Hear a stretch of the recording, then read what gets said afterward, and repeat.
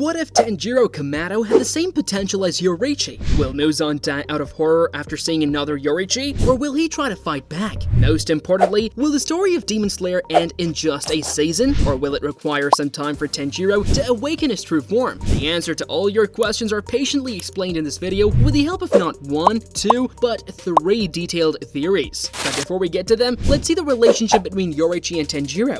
Most people think that they are related by blood, but that's not the truth. While their appearances may seem similar, Tanjiro is not the descendant of Yoriichi. Instead, they share a somewhat similar legacy. You see, the flames of Hinokami Kagura were first ignited by Yoriichi. At some point, he also met one of Tanjiro's forefathers and gave him the Hanafuda earrings, a symbol of the sun-breathing technique. Tanjiro wears the symbol throughout the series, and successfully manages to give Muzan some serious goosebumps just by the bare look of them. Alright, now getting to our first of the 3 theories. In the first theory, we don't get to see Tanjiro as a sweet little boy. He's still kind, but not that weak. As a result, he loses his compassionate side. You see, in this timeline, he suffers the same consequences Muichiro did. Somehow, Muzan got aware of him when he was just a kid. He went on a journey to kill the little boy, but thankfully to the Hinokami Kagura flames wielded by his father, he survives. Yes, all of his family die, but Tanjiro survives. But due to the trauma, he loses his memory. The next day when Demon Slayers arrive, they're shocked to see a kid with an awakened Demon Slayer mark. They take good care of him,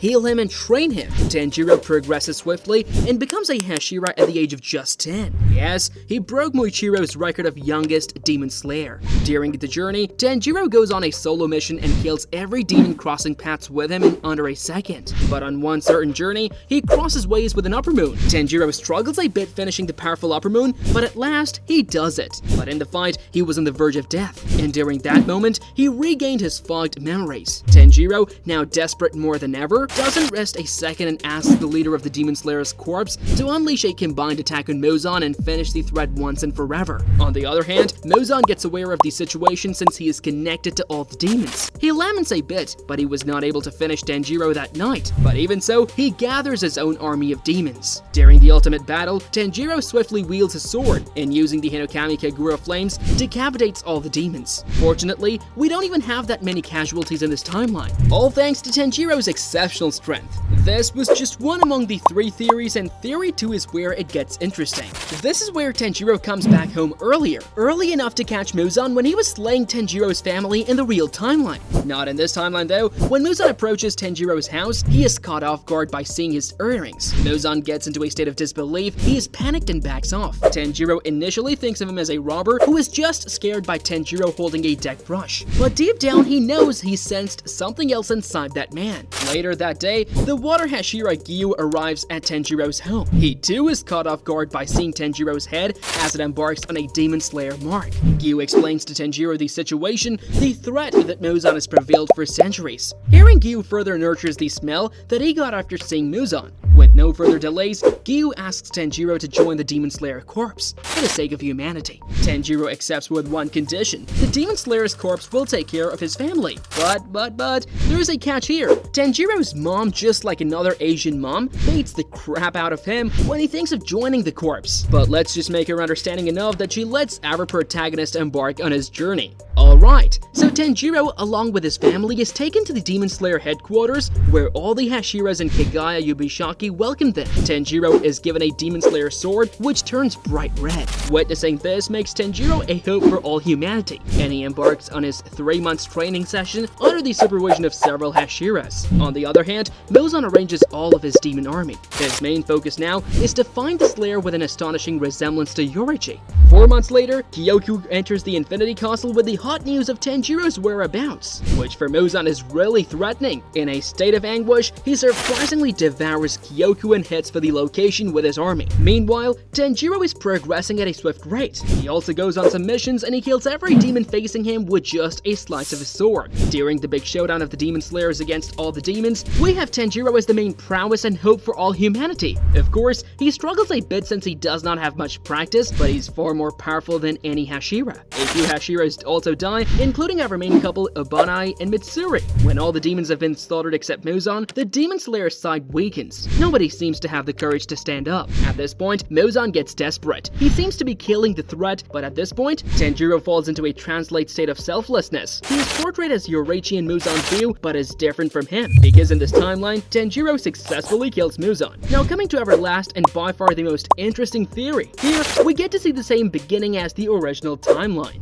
Tanjiro suffers the loss of his family after his return, and seeing the demon Nezuko attacking him alerts him. He gets to a translator state where he knocks down Nezuko in just one fist, but when consciousness is regained, he gets aware of the situation. Gyu arrives at the scene and fills Tanjiro with the situation. Meanwhile, Nezuko gets up and starts to attack the two humans. Gyu fights back, but Tanjiro is there to protect her sister. In a moment, Gyu gets pissed off and attacks Tanjiro, just to knock him down and take the demon's life, but he's surprised to see that Nezuko jumps on into the Sangen and protects her brother. Even though the sheer force of Gyu's attack knocks down the siblings, when they get up, Gyu exclaims that he's willing to let the demon live as he has never seen a demon protect another human in his life. Tanjiro asks him if there's a way to turn his sister back into a human being, but Gyu responds with silence. After a while, Gyu exclaims that he's never seen a way, but if Tanjiro is desperate enough, he might be able to find a way by becoming a demon slayer himself.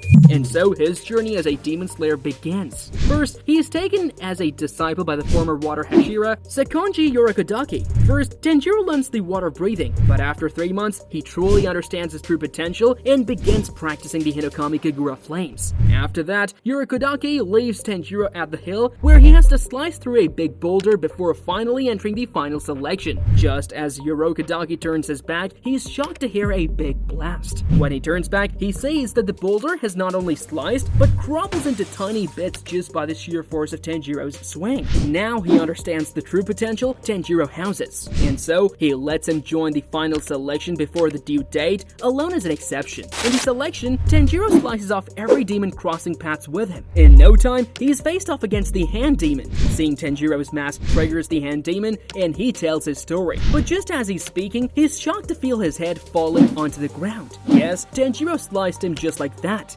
without him noticing. With that, Tanjiro passes the final selection, and 2 months later, his first sword arrives, which breaks in under a month this time. His second sword also breaks, and then comes the ultimate battle between Tanjiro and Hakunezuka, which Tanjiro obviously loses. Just kidding. Coming back to Tanjiro's story, he's given missions by the Demon Slayer Corps, and with warm spirits, Tanjiro decapitates every demon while carrying Nezuko. The entertainment district arrives, and Yuzai asks Tanjiro to come along with him. At first, Tanjiro declines, but when Yuzui speaks of the possibility of an Upper Moon being there, Tanjiro agrees. Just like the original timeline, they're faced off against Upper Moon 6 there, but there are exceptions. No Zenitsu, no Inosuke. Plus, during the fight, some unexpected things happen.